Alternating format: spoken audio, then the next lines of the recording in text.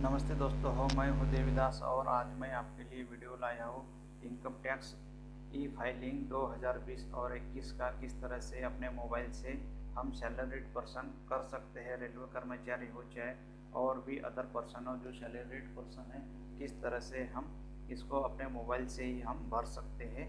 तो ये आपके लिए मैंने वीडियो लाया हूँ। मेरा नाम है देवीदास और मेरे चैनल का नाम देवीदास ठौरे। तो सबसे पहले हम क्या करेंगे, हमारे पास लॉगिन होने के लिए एक पैन नंबर तो होता है हमारे पास, लेकिन एक पासवर्ड होना ज़रूरी है। पासवर्ड नहीं हो तो आप यहाँ रिसेट के ऊपर क्लिक करके बना लीजिए और यहाँ पे लॉगिन के ऊपर क्लिक करके लॉगिन हो जाइए। जैसे ही आप लॉगिन हो जाएंगे तो आपको इस तरह से पेज खुल जाएगा और आप यहाँ यूज़र आईडी में पैन नंबर डालेंगे, पासवर्ड में आपका पासवर्ड बना होगा वो डालेंगे और यहाँ ब्लैंक स्पेस में ऊपर में जो कैप्चा लेटर लिखा है 79 ये नीचे डाल दोगे और ये लॉगिन के ऊपर क्लिक करके आगे बढ़ जाना है। और ये इस तरह से आपका इंटरफेस खुलेगा। इस जगह आपका नाम आ जाएगा और ये आपका टाइमर यहाँ पे दोस्तों शुरू हो जाएगा। सेव ड्राप यहाँ पे करते रहना है। जब आप ऑनलाइन करोगे यहाँ सेव ड्राप का ऑप्शन होगा या नेक्स्ट का ऑप्शन होगा, यहाँ पे बढ़ते रहना है, सेव ड्राप करते रहना है। अभी यहाँ पे ई फाइलिंग के ऊपर आपको सबसे पहला ऑप्शन यहाँ पे क्लिक करके आगे बढ़ जाना है। तो दोस्तों इस तरह से ये ऑप्शन खुल जाएगा। यह पहले कॉलम में 2020 से 21 कर देना है। नेक्स्ट पेज खुल गया दोस्तों, मैं फिर से बताता हूँ। 2020-21 कर देना है, ITR 1 कर देना है या ओरिजिनल एंड रिवाइज रिटर्न कर देना है। यहाँ पे प्रिपेयर एंड सबमिट ऑनलाइन कर देना है। यहाँ पे करने के बाद में नेक्स्ट ऑप्शन आपके पास खुलेगा। यहाँ पे एक बैंक का भी अकाउंट आएगा, यहाँ पे भी क्लिक कर देना है। कंटिन्यू कर दोगे। कंटिन्यू करने के पहले होने के बाद एक ऑप्शन इस तरह से आपके पास खुल कर आएगा, जो यहाँ पे आपको जो स्क्वायर दिख रहा है यहाँ पे राइट क्लिक करोगे तो राइट क्लिक हो जाएगा, कंटिन्यू ऑन हो जाएगा। कंटिन्यू करके आपको आगे बढ़ जाना है। आपने तो ये एक बैंक के ऊपर क्लिक कर देना है, अगर इसके पहले आपने भरा होगा तो वो ऑटोमेटिक आ जाएगा। दोस्तों अभी हमारा काम स्टार्ट हो रहा है, तो जब भी आप फॉर्म भरोगे या लिखा आएगा असेसमेंट ईयर 2020 से 21 और यहाँ इंस्ट्रक्शन है, हमें पढ़ देना है। मैंने आपको इसके पहले जो सेव ड्राफ्ट की बात की थी तो दोस्तों ये है, यहाँ पे सेव ड्राफ्ट करते रहना है, यहाँ पे नेक्स्ट बढ़ते रहना है। ये हमने इंस्ट्रक्शन पढ़ लिए होंगे और हमें ये जो पेज है इसके पहले अगर आपने भरा होगा, अगर आपने ऑनलाइन इनकम टैक्स भर रहा होगा तो ऑटोमेटिक आपकी चीज़ें यहाँ पे फिलअप होकर आ जाएगी।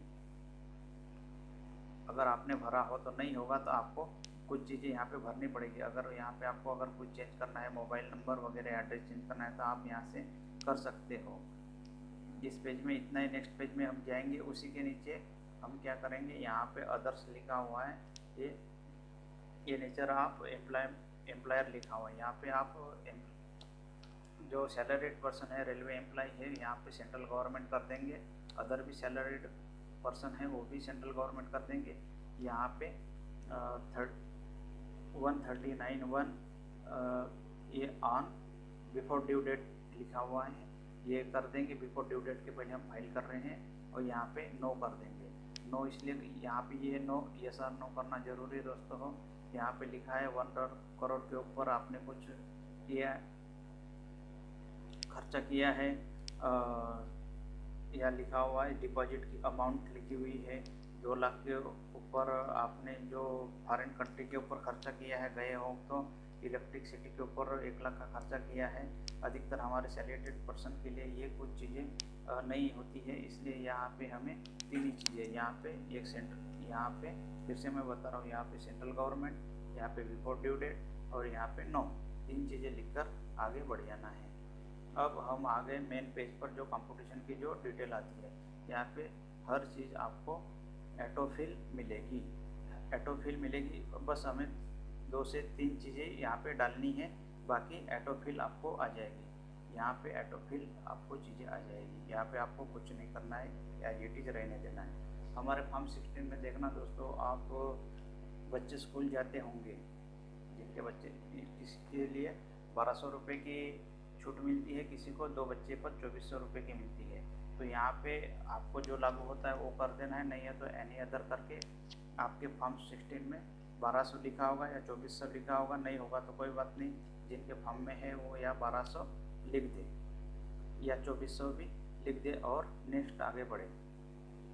नेक्स्ट आगे बढ़ने पर दोस्तों हमारा इस तरह से नेक्स्ट पेज खुल जाएगा जो हाउस प्रॉपर्टी के लिए है।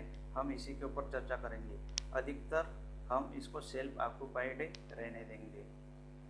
एक तो हम HRA मिलता है, हम किराए रेलवे क्वार्टर में रहते हैं या हमारा स्वयं का घर होता है, तो हाउस प्रॉपर्टी की मैं आपको इसी में मैं बात करूंगा कि इसका सॉल्यूशन अब नेक्स्ट पेज में हम करने वाले हैं। ये है हाउस प्रॉपर्टी की जो बात मैं कर रहा था। यहाँ पे हाउस देख रहे होंगे आप, हाउस प्रॉपर्टी ये है interest payable on borrowed capital. जिनका स्वयं का घर है तो वो यहाँ पे अपना इंटरेस्ट डालें, जो इंटरेस्ट पे करते हैं साल भर का वो यहाँ पे दोस्तों हो यहाँ पे पूरा इंटरेस्ट डाल देंगे, जो 2 लाख रुपए तक की छूट मिलती है। नेक्स्ट यहाँ पे डालने के बाद में हमारा काम हो गया है। अब यहाँ पे नेक्स्ट पेज आता है नेचर ऑफ इनकम का। अधिकतर हमारे लिए ये पेज जो है काम का होता है, क्योंकि हम लोग सेविंग इंटरेस्ट आता है यहाँ पे 10,000 तक की हमें छूट मिलती है। तो दोस्तों हो अगर जिनका TDS कटा हो या जिनको भरना है, पे करना है, उनको 10,000 तक की छूट मिलती है, जो यहाँ डाल देना है, उसके ऊपर की नहीं। और नेक्स्ट पेज में आपका आएगा 80 TTA, उसमें भी डाल देना है, जो मैं आपको नेक्स्ट पेज में भी और बताने वाला हूँ। नेक्स्ट पेज आने के बाद में ये इम्पोर्टेंट पेज है दोस्तों, इसको ध्यान से समझना आप। 80CC में ऑटोमेटिक फिलअप आएगा। जो भी रकम आपके फॉर्म 16 में 16 में है वो ऑटोमेटिक फिल आएगी, आपको कुछ नहीं करना है। इसके व्यतिरिक्त आपने अगर कुछ इन्वेस्टमेंट किया हो तो ही आपको इसमें डालना है, अदरवाइज आपको इसमें कुछ छेड़छाड़ नहीं करना है। अगर आपने अलग से इंश्योरेंस किया हो तो आप इसमें ऐड करके डाल सकते हैं। 80CC ये भी रिस्पे पेंशन फंड के लिए है, ये हमारे लिए अधिकतर लागू नहीं होता है। और ये जो होता है 80CCD1, ये जो होता है दोस्तों हो, इसमें 10% की अलग से हमें छूट मिलती है। कितनी की? 10% की। और ये जो है 80CCD1 भी, इसमें भी हमें अलग से लगभग 50,000 की छूट मिलती है एक्स्ट्रा डिडक्शन होने पर, एक्स्ट्रा यहाँ पे इस जगह। और 80CCD2 ये जो कॉलम है, जो NPS कर्मचारी है यही पे डालेंगे। ये कॉलम में आपकी आई होगी है 10L में लिखा हुआ है। आप अपना फॉर्म 16 देखेंगे तो 10L में ये सब चीज़ें आपको दिखेगी। जो भी रकम आपकी लिखी हुई है वो इसी जगह डालेंगे। 80CCD2 में कंट्रीब्यूशन जो सेंट्रल गवर्नमेंट का NPS के जो पर्सन है उनके लिए है। उसके नीचे है 80CCD, ये जो है हेल्थ इंश्योरेंस के लिए। ये देखिए हेल्थ इंश्योरेंस के लिए है। आप इस जगह अगर सिलेक्ट करोगे, इसकी टैब के ऊपर आप क्लिक करोगे तो आप 80 जो D कॉलम है, जो ऊपर में 4 कॉलम नए आए हैं शेड्यूल, उसमें है शेड्यूल D है। शेड्यूल D हमारे काम का है। और शेड्यूल 80G जो PM केयर के डोनेशन के लिए है। और शेड्यूल 80GG ये जो है रूरल डेवलपमेंट या रिसर्च के लिए हमने डोनेशन किया है, उसमें से ये टैब हमारे काम का है, जो हमें इसमें कुछ डालना है जिन्होंने हेल्थ इंश्योरेंस किया है। नेक्स्ट पेज में जो डिसेबल के लिए है, जो आपने और भी कुछ खर्चा किया है, ट्रीटमेंट किया है, किस तरह से किया है, तो यहाँ सिलेक्ट करना है और आपको डाल देना है। अधिकतर इसमें नहीं आता है तो आगे बढ़ जाना है दोस्तों। और 80DD है, ये मैंने बताया है आपको है। और 80DD भी इसी के बारे में लिखा हुआ है। हेल्थ ट्रीटमेंट के आपके लिए जो लागू होता है, दोनों में क्लिक करके सिलेक्ट करना है और आगे बढ़ जाना है। 80EE जो है, जो हायर एजुकेशन के लिए अगर आपने लोन लिया हो तो यहाँ डाल देना है, उसका इंटरेस्ट डाल देना है। हाउस प्रॉपर्टी का अगर आपने 2016-17 में कुछ लिया हो तो उसके लिए लागू होता है। जो करंट में 2019-20 के लिए आपने अगर कोई लोन लिया हो तो इसके लिए यहाँ लागू होता है। इसके और एक दो रूल्स है दोस्तों। और नेक्स्ट बढ़ते हैं हम लोग। ATG का मैंने बता दिया, ये PM डोनेशन के लिए है। जो आप इस जगह क्लिक करोगे तो उस जगह जाओगे, जो ऊपर में 4 टैब नए आए हैं उसी में फिलअप करना है। तो यह ऑटोमेटिक फिलअप आता है, इसमें फिलअप करने की ज़रूरत नहीं। ये अधिकतर हमारे लिए नहीं होता है, इसलिए ज़्यादा इसमें मेहनत करने की ज़रूरत नहीं है, देखने की भी ज़रूरत नहीं है। ये ATGG है, ये 4th टैब है और आखिरी का टैब है। ये भी वही है, हमारे लिए लागू अधिकतर नहीं होता है और इसको भी हम अधिकतर छोड़ देंगे और जिनको लागू होता है वो भर दें। मैं आपको ATTT के बारे में जो बोल रहा था कि जब हमने सेविंग इंटरेस्ट के जो 10,000 रुपये वहाँ डालेंगे तो यहाँ पे भी हमें डालना ज़रूर है, तो ही हमारा डिडक्शन होगा, अदरवाइज नहीं होगा। और ये जो है ये ATTT भी हमारे लिए अधिकतर लागू नहीं होता है, सीनियर सिटीजन के लिए है, जो सेविंग डिपॉजिट के लिए है तो वो डाल सकते हैं। ये डिसेबल्ड ATU जो है वो डिसेबल पर्सन के लिए यहाँ पे सिलेक्ट करें और जो उनको लागू होता है वो यहाँ डाल दें। दोस्तों अभी ये सेक्शन हो गए हैं हमारे डिडक्शन के। और एक नेचर ऑफ इनकम में जैसे कि एग्रीकल्चर इनकम वगैरह आते हैं, जहाँ पे 5,000 तक के हमें डिडक्शन मिल जाता है। अगर आपके लिए लागू हो तो लिखे, यहाँ पे सिलेक्ट करो तो ऑप्शन आ जाएगा, अदर नहीं हो तो इसको भी छोड़ दें। दोस्तों ये जो मेरा वीडियो आपको अच्छा लगे तो लाइक और सब्सक्राइब ज़रूर कर देना, शेयर और कमेंट्स भी कर देना है। मैं अधिकतर ये जो वीडियो बनाया है रेलवे सैलरीड पर्सन के लिए बनाया है, इसलिए हमें जो चीज़ें लागू होती है वही मैं आपको बता रहा हूँ, बाकी की चीज़ों की तरफ मैं आपका ध्यान नहीं बता रहा हूँ। इस पेज में हमें 2 चीज़ें देखना है दोस्तों, मैं आपको बड़ा करके बताता हूँ। ये देखिए, ये टैक्स और ये जो रिबेट,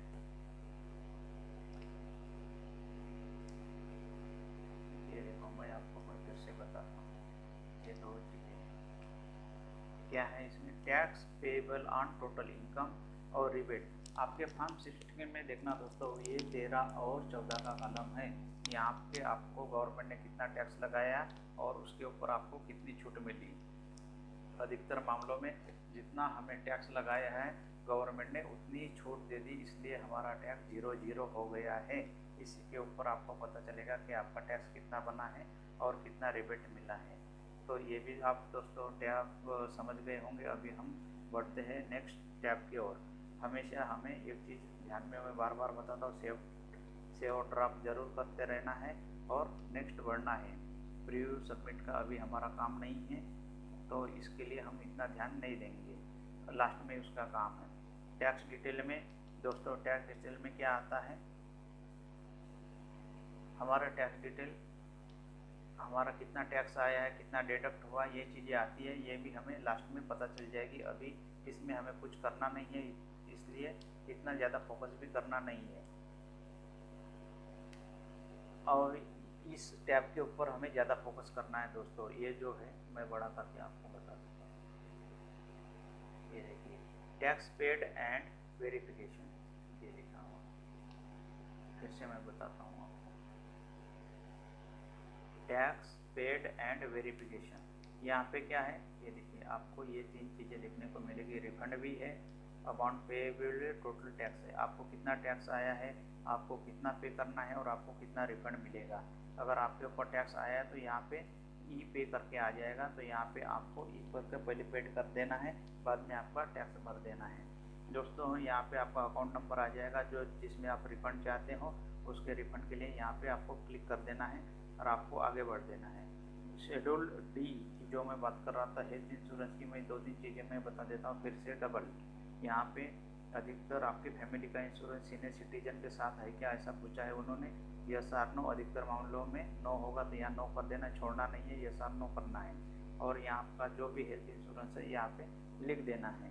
जो ऑटोमेटिक दूसरा जो इसके पहले जो हमारे पास शेड्यूल डी आया था टैब, उसमें ऑटोमेटिक चला जाएगा, उसमें नहीं भरना है हमें, इसी टैब के ऊपर जो डालना है।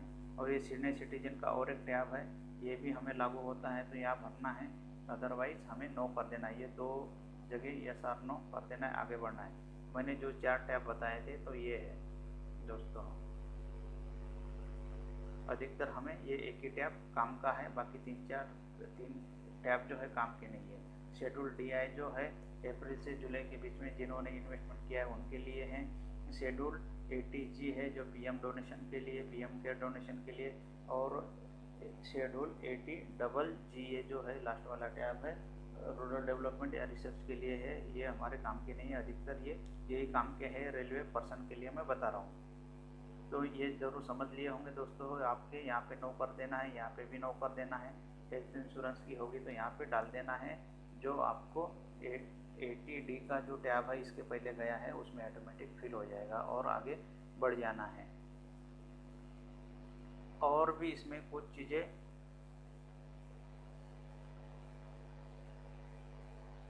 हाँ, ये दोस्तों मैं आपने बताया था, ये देखिए 80D का जो शेड्यूल है हमने वहाँ पे इंश्योरेंस डाला, यहाँ पे ऑटोमेटिक आ जाएगा।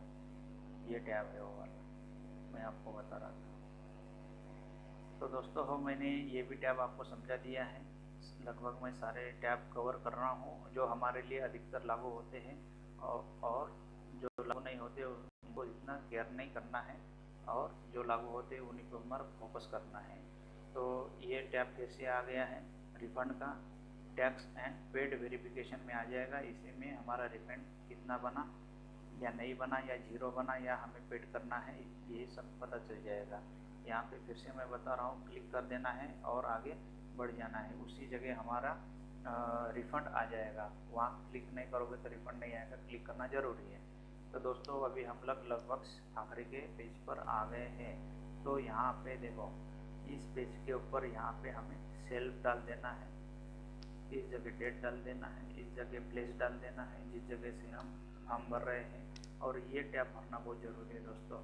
ये बीच वाला टैब, 3 टैब में से बीच वाले टैब पे क्लिक कर देना है ताकि हमारा ई-वेरिफिकेशन इससे हो जाए। 120 डेज में ऑनलाइन ई-वेरिफिकेशन लिखा हुआ यहाँ पे देख रहे होंगे आप, या आप समझ लेना। फिर से मैं बता रहा हूँ, ये बड़ा करके बताता हूँ। ये देखिए, ये ई-वेरिफिकेशन लिखा हुआ है यहाँ पे। ये ई-वेरिफिकेशन यहाँ पे इस टैब के ऊपर क्लिक करना ज़रूरी है। जब आपका फॉर्म वहाँ पे फिलअप होने के बाद में इस तरह से ओके आएगा, ओके कर दीजिए और प्रीव्यू एंड सबमिट के ऊपर क्लिक कर देना। प्रीव्यू एंड सबमिट क्लिक करोगे तो आपका पूरा फॉर्म फिर से एक बार देखने के लिए मिल जाएगा, दोस्तों। पूरा फॉर्म आपका ओके अगर हो जाए तो नेक्स्ट बटन पे आपको क्लिक करके सबमिट कर देना है। ये आ गया है, ये देखिए। मैं आपको ये लास्ट है दोस्तों, अभी लास्ट हो गए हम लोग। ये प्रीव्यू एंड सबमिट के ऊपर हमने क्लिक कर दिया, एक बार देख लिए, समझ लिए फॉर्म सही है तो हम सबमिट के ऊपर क्लिक कर देंगे तो हमारा फॉर्म सबमिट हो जाएगा। और यहाँ पे click on download PDF file, यहाँ पे भी आप क्लिक करके देख सकते हो।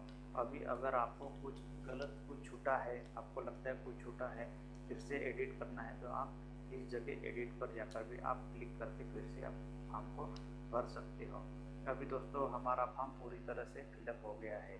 और मैं इसमें एक जानकारी दे दूँ कि जब हमारा फॉर्म सबमिट हो जाने के बाद सक्सेसफुली सबमिट आपको वहाँ पे दिख जाएगा, आपका फॉर्म सक्सेसफुली सबमिट हो गया है करके। और उसी में आपको ई-वेरिफिकेशन का ऑप्शन आएगा। ई-वेरिफिकेशन करना ज़रूरी है जो हम ऑनलाइन फॉर्म सबमिट करते हैं। ई-वेरिफिकेशन के ऊपर आप क्लिक करोगे और लास्ट में आएगा दोस्तों, इस जगह आएगा ई-वेरीफाई, लास्ट में ई-वेरीफाई के ऊपर क्लिक कर देना तो आपका एक्नॉलेजमेंट आ जाएगा और आपका पूरा फॉर्म सबमिट हो जाएगा। अगर आपके पास ईमेल आईडी है तो इसके ऊपर आपकी इसकी जानकारी आ जाएगी। तो दोस्तों इस तरह से हमने रेल कर्मचारी के लिए मैंने वीडियो बनाया था, तो हम लोग और NPS के लिए भी बनाया था, NPS जो भी कर्मचारी है। और मैंने सारे टैब आपको क्लियर कर दिए हैं। और जिनका कुछ डाउट रह गया हो तो मुझे कमेंट्स कर सकते हैं, कैसा लगा वो भी बता सकते हैं। लाइक और सब्सक्राइब ज़रूर कर दीजिए। Thank you very much.